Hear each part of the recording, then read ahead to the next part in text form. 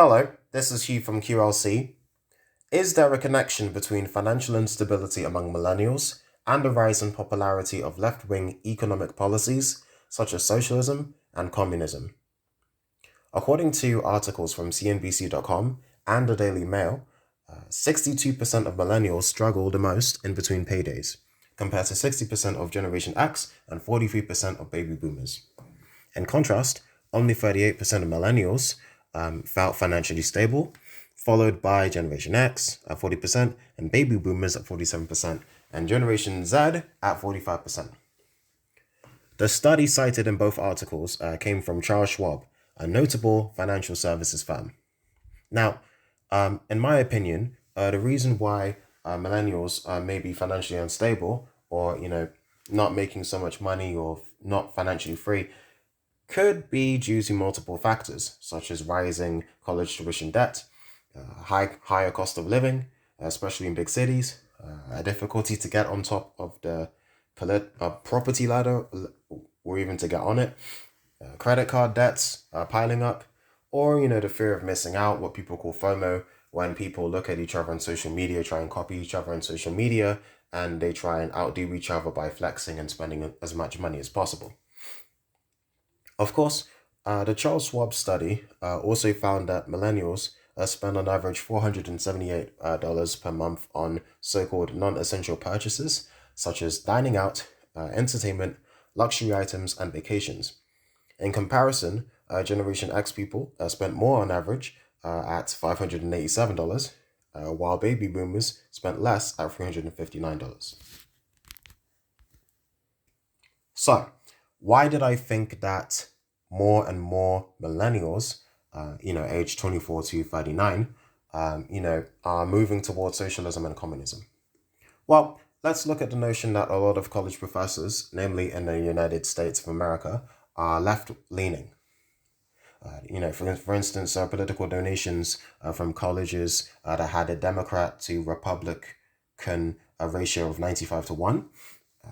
And this implies that more professors may have left-leaning beliefs than right-leaning professors. Now, another study found out that colleges and universities had a 6-to-1 ratio of liberal to conservative professors nationally, but there are 28 liberals to 1 conservative professor in New England, so it varies from state to state.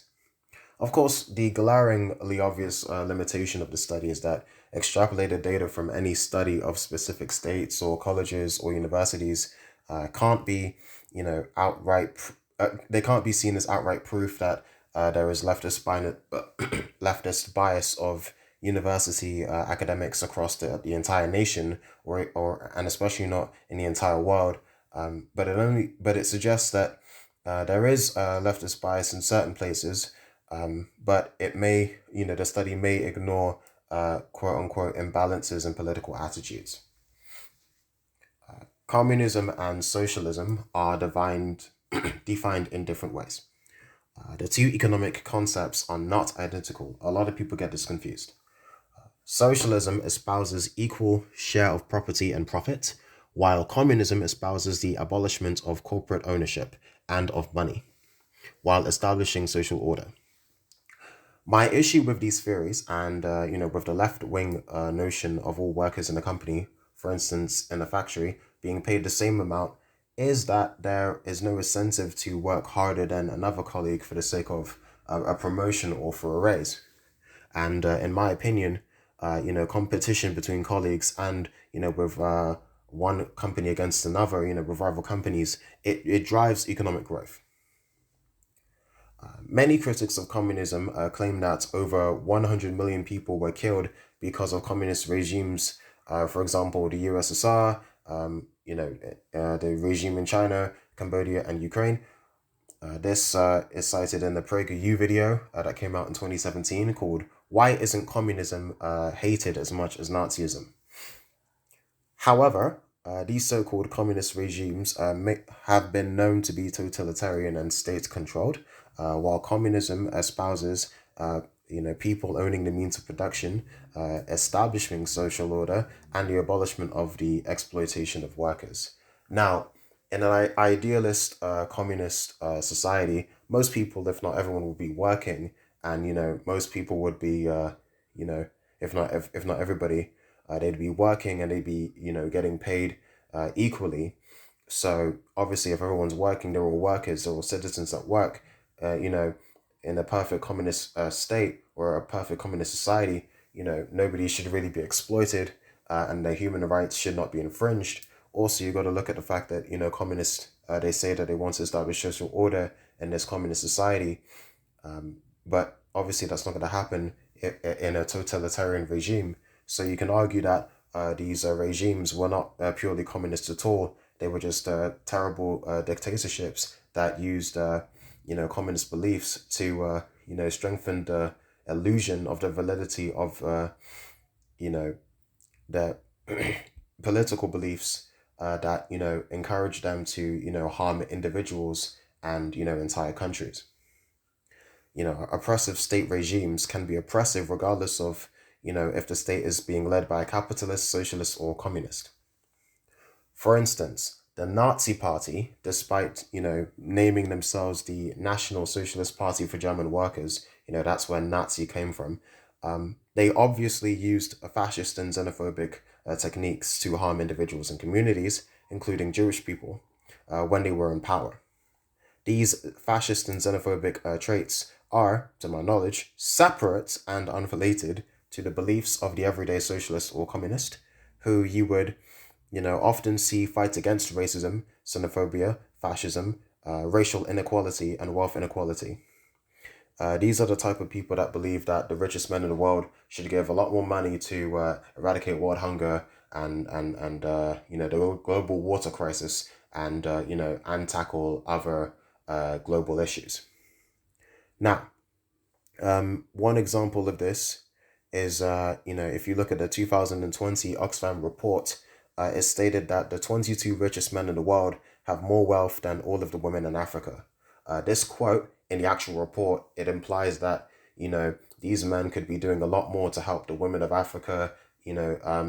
There's not so subtle hints of how sexist the wealth inequality is, but I mean, I'm no expert, but I would assume that it's a lot more complicated than you know uh, the most rich people in the world being men, and how they're richer than all the women in Africa combined, and how this is somehow the fault of the 22 richest people in the world just because they happen to be rich men. I mean, some people would hear that quote, the 22 richest men in the world have more money than all the women in Africa combined. And I'll probably think, well, why don't these people do more to help women and, non-white people all over the world? They have so much money. Why don't they help ethnic minorities? They have so much money. Well, a limitation of this argument and that type of thinking is, you guessed it, that most of these billionaires are rich on paper. Now, what does this mean? It means that the majority of their wealth comes from the value appreciation of their asset portfolios, which often include businesses, real estate, and stocks and shares. Stocks and shares from their own companies that they built themselves and other people's companies as well.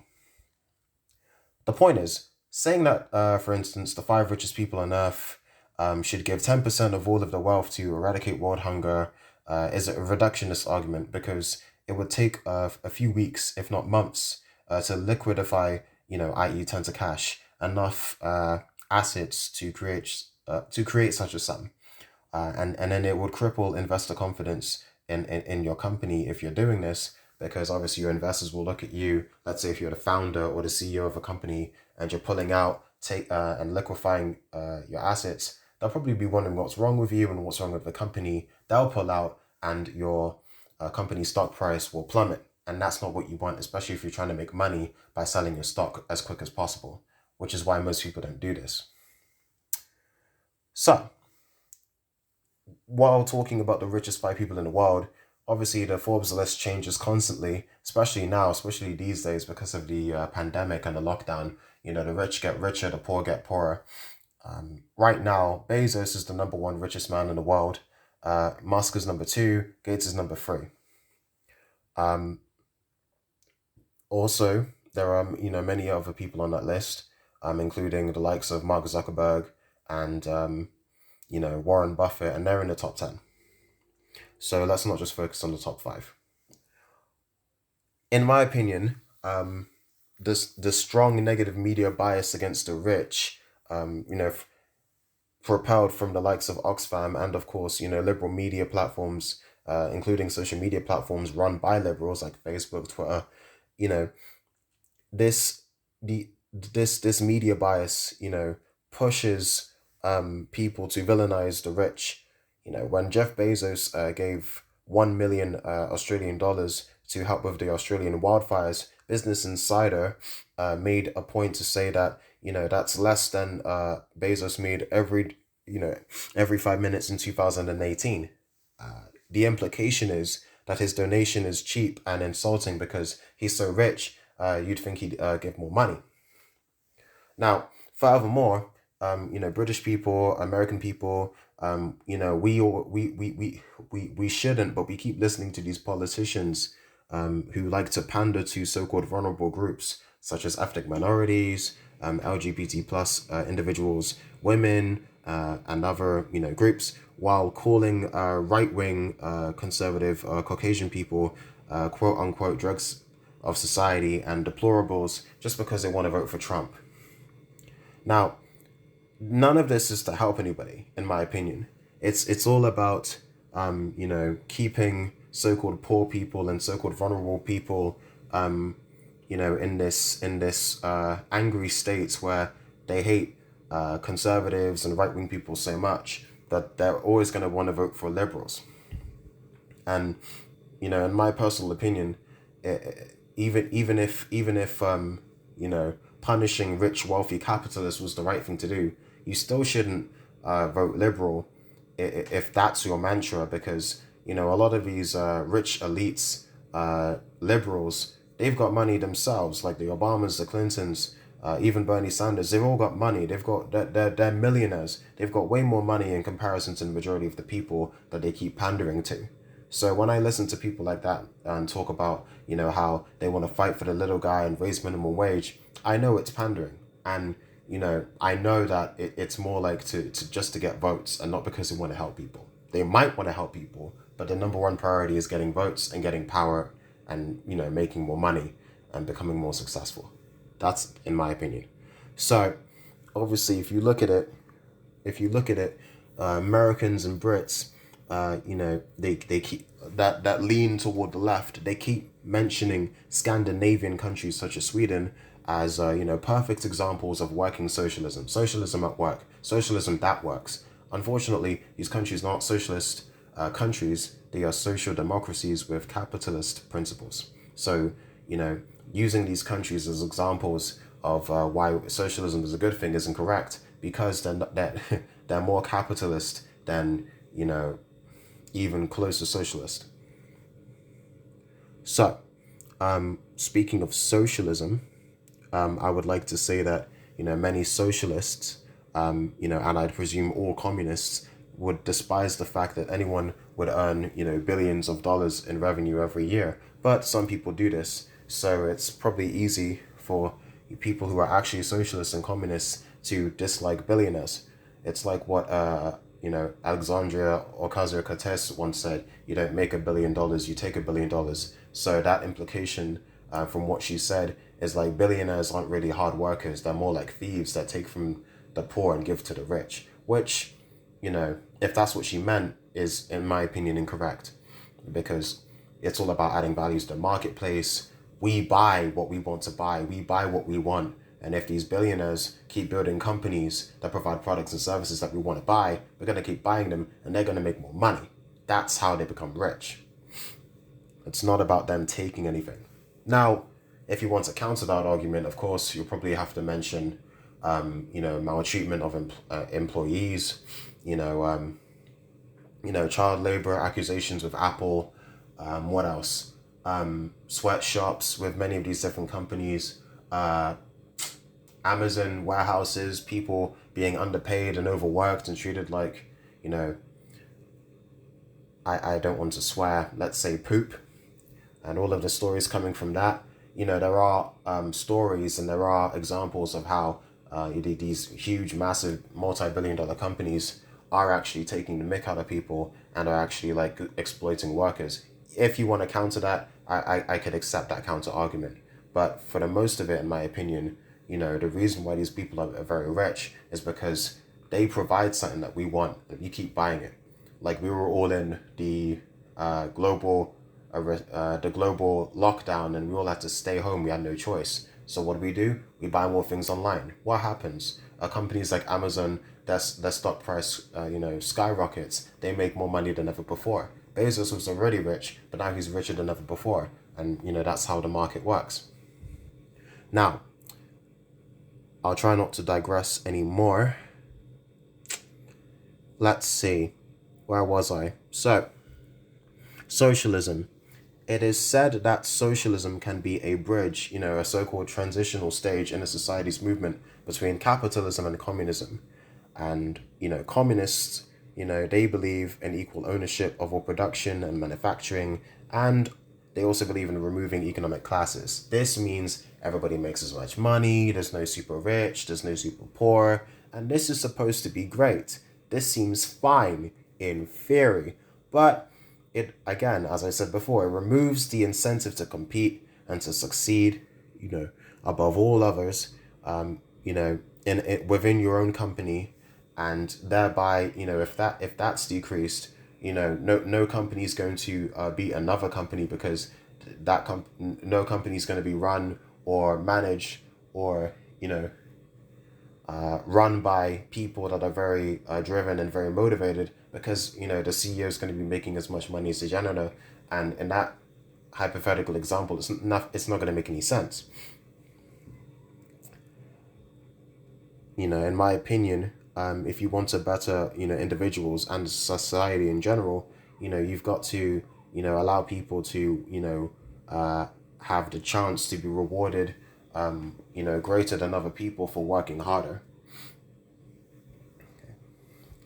According to Dennis Prager, the leftist bias in many American college and university faculties leads to the lack of education or teaching of the atrocities committed by so-called communist regimes. However, a criticism of that is that not every student in American colleges or universities are going to study humanitarian subjects such as politics or history. So they're not going to learn about communism. And even the ones that do study stuff like politics or history, they may have the chance to take electives so that they don't learn specifically about the effects of communism. It really depends on individual differences here. So we can't just go and say just because there are more liberal professors than conservative professors, then it must be that the students are going to automatically be more prone to become more liberal. But of course, there is a huge difference between liberal and left wing. But then again, in my personal opinion, and I know it's a little bit of a stretch, if you're dabbling with liberal ideas, it's going to be a lot easier to go from liberal to left than conservative to left. Okay. Well, also, personally, I feel that 2/3 of millennials being financially, unstable, by living paycheck to paycheck and relying on one source of income, for example, like a job, it makes it much easier to sympathize or idolize with socialist or communist beliefs,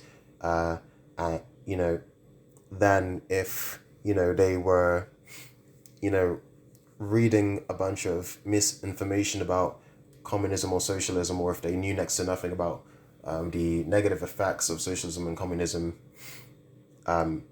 Therefore, I feel that, not having much money and not feeling financially secure is a greater reason for young people to feel that, they may need to move a little bit to the left politically than just not knowing about what socialism or communism is. Because obviously, if you want to delve into that rabbit hole of left-wing ideology, you're going to want to research and you're going to want to find out what it is that you want to get into. So, yeah, in my opinion, it's more about financial insecurity than not knowing what communism is, what socialism is, or what happened in the past due to the dictatorships and regimes that claim to be socialist and that claim to be communist, specifically the atrocities that led to, the murders of millions of people.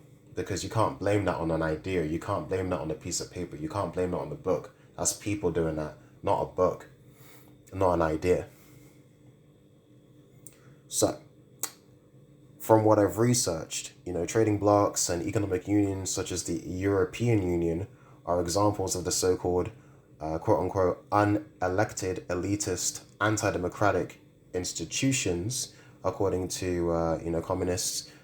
Please see my communist friend video in the description below. Hence, why there was a so-called Lexit, meaning leftists accessing the EU. You had left-leaning people in Britain voting to leave the EU because they didn't want to support a trading bloc or an institution that would have control over people, but those people could not elect them in the first place. To summarize, there are several reasons why I believe that young millennials are moving towards the left. Well, not all, but some. Number one, media bias, against the rich and people that have lots of money. It's seen. You can see it on TV. You can see it in films, the news. They're all jam-packed with people telling us what they want us to believe, using virtual signals, talking about why people like Trump are evil. Even Wonder Woman 1984, it was supposed to come out July 2020, and the director of the film basically admitted that the antagonist, the villain, is basically a loose fictional representation of Trump. So, you have to understand these people are making a lot of money. They put a lot of money into this film just to, preach to people about how great Wonder Woman is and how you should, vote for somebody that is not like Trump. So, yeah, you have to understand that when it comes to the media, liberals and, of course, left-leaning people, they love to, put their little messages, their little political messages into their artwork so that people can, see exactly what they're supposed to believe. Obviously, number two would be financial illiteracy and instability. If we knew how to make more money, keep more money, and use our money to make more money, we will be less tempted to be swayed by politicians and rich elitists who pretend they want to help us so-called poor people, but instead they just want to get ahead, acquire more power, money, and influence for themselves. And number three, you got the politicians pretending to stand up for the little guy, and they do very little. They talk a good game, they want to talk about helping vulnerable groups, and they do nothing. So that's basically why I believe that more and more young people under the age of 30. Of course, millennials is technically 24 to 39, but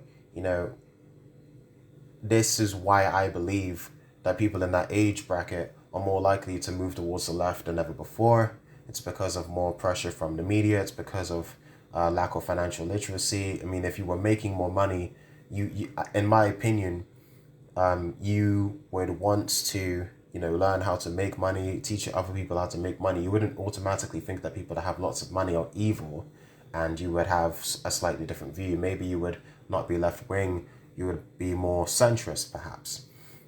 That's just my opinion. If you think I'm wrong, you can lay it down for me in the comments.